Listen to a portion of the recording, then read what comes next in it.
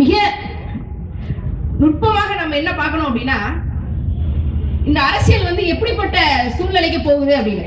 2021 சட்டமன்ற தேர்தலில் பாஜகவும் அதிமுகவும் கூட்டணியில் இருந்தாங்க. இருந்து என்ன பண்ணாங்க? கேவலமா தோத்து போயிட்டாங்க. அப்ப சண்டை வந்துருச்சு. உடனே டிவோர்ஸ் பண்ணிட்டு 24 பொது தேர்தலில் பாஜக தனியா அதிமுக தனியா போட்டிட்டாங்க. அப்ப என்ன, ரொம்ப கேவலமா தோத்து போயிட்டாங்க. என்ன அது ரொம்ப கேவலமா தோத்து போயிட்டோம், ரொம்ப கேவலமா தோத்து போயிட்டோம்ன்றதுல இருந்து கொஞ்சம் சுமாரா தோத்து போவோம்ன்றதுக்காக திரும்ப சேர்ந்துருக்காங்க.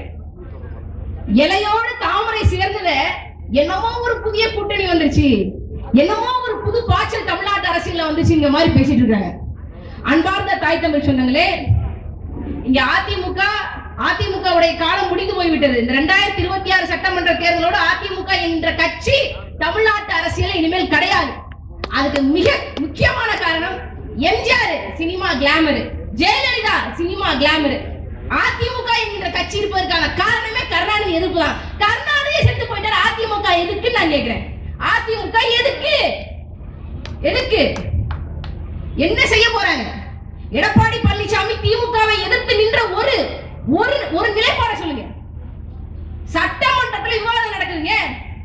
நிதிநிலை அறிக்கை, மாண்புமிகு நிதியமைச்சர் அண்ணன் தங்கம் தென்னரசு அவர்கள் நிதிநிலை தாக்கல் பண்ணி விவாதம் பண்றாங்க.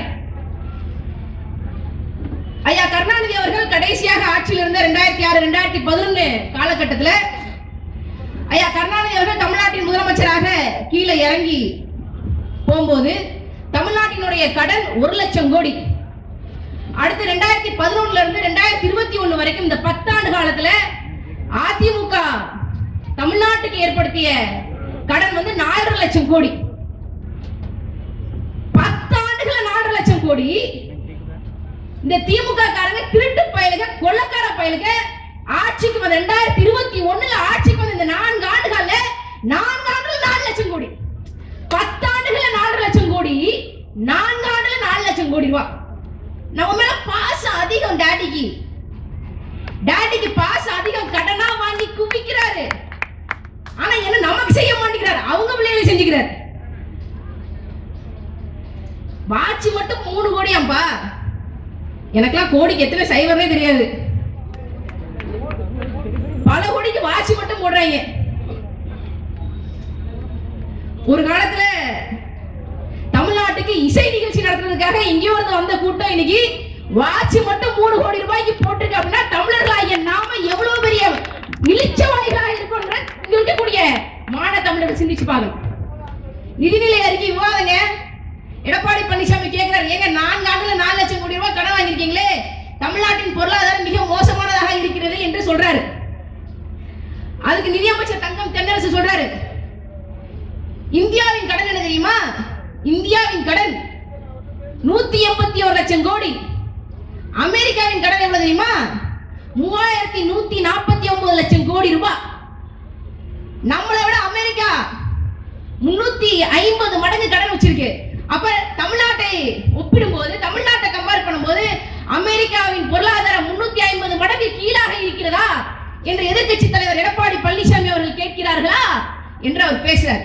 அதுக்கு எடப்பாடி பழனிசாமி கிட்ட பதிலே கிடையாது, பதிலே இல்ல. இப்போ இந்த இடத்தை அப்படியே கட் பண்ணி இந்த இடத்துல நாம் தமிழர் கட்சியின் தலைமை ஒருங்கிணைப்பாளர் எங்கள் அண்ணன் செந்தமிழன் சீமான் அவர்கள் தமிழ்நாட்டின் மாண்புமிகு உறுப்பினராக இருந்தாலோ இல்லை அவருடைய தம்பி தங்கைகள் ஆகிய நாங்கள் சட்டமன்றத்தின் மாண்புமிகு உறுப்பினராக இருந்தால் நாங்கள் என்ன ஏற்றுப்போம்? மாண்புமிகு நிதியமைச்சர் அவர்களே, தங்கம் தென்னரசு அவர்களே,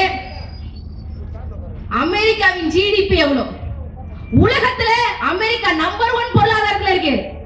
அமெரிக்கா $30 டிரில்லியன் எக்கானமி வச்சிருக்கு. தமிழ்நாடு நீ என்ன வச்சிருக்க? $1 டிரில்லியன் எக்கானமி 2030ல அத்தைக்கு மீசம் முளைக்கிற காலத்துல தமிழ்நாட்டுக்கு $1 டிரில்லியன் எக்கானமி வரும், வருமானம் வரும் என்று சொல்லி நீ தான் இப்பதான் சொல்ற. அவன் $30 டிரில்லியன் எக்கானமியோட நம்பர் 1 இருக்கிறான். நீ சாராய பொருளாதாரம் வச்சு எங்களை சாகடிச்சுக்கிட்டு இருக்கிற. நீ அமெரிக்காவையும் தமிழ்நாட்டையும் எப்படி ஒப்பிடுவ?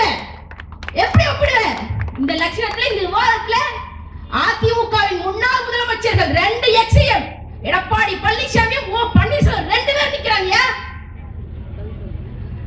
இவங்க தங்கம் தென்னரசையும் சமாளிக்க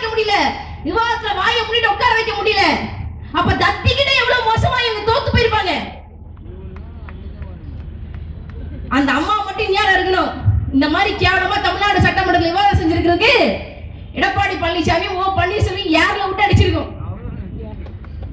சத்தியமா பண்ணிருக்கும்.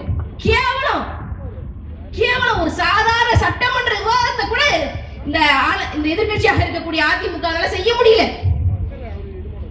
நீங்கள் வாக்களித்து தேர்ந்தெடுத்த அதிமுக உறுப்பினர்களுடைய லட்சணமும் திமுக அமைச்சர்களுடைய லட்சணத்தையும் நான் சொல்லிக்கிட்டு இருக்கேன். வேற எதையுமே நான் சொல்லல, மிக முக்கியமாக சரி தமிழ்நாடு நாடாளுமன்றத்துல சட்டமன்றத்துல தான் இவ்வளவு அசிங்கப்படுறாங்களேன்னு சொல்லி பார்த்தா இந்திய நாடாளுமன்றத்துல கேடு கட்ட அசிங்கப்படுறாங்க.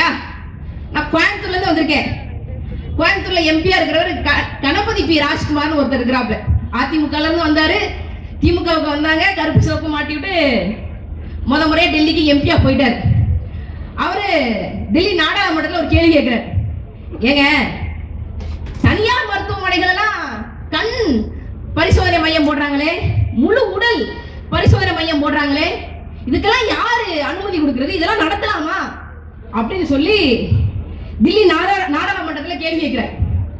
அங்க இருக்கக்கூடிய ஒன்றிய சுகாதார அமைச்சகம், மத்தியில் இருக்கக்கூடிய ஒன்றிய சுகாதார அமைச்சகம் சொல்லுது, யோ மெடிசின் இஸ் ஸ்டேட் சப்ஜெக்ட் யா, மருத்துவம் மாநில அரசாங்கத்தின் அதிகாரத்திற்கு உட்பட்டு வருது.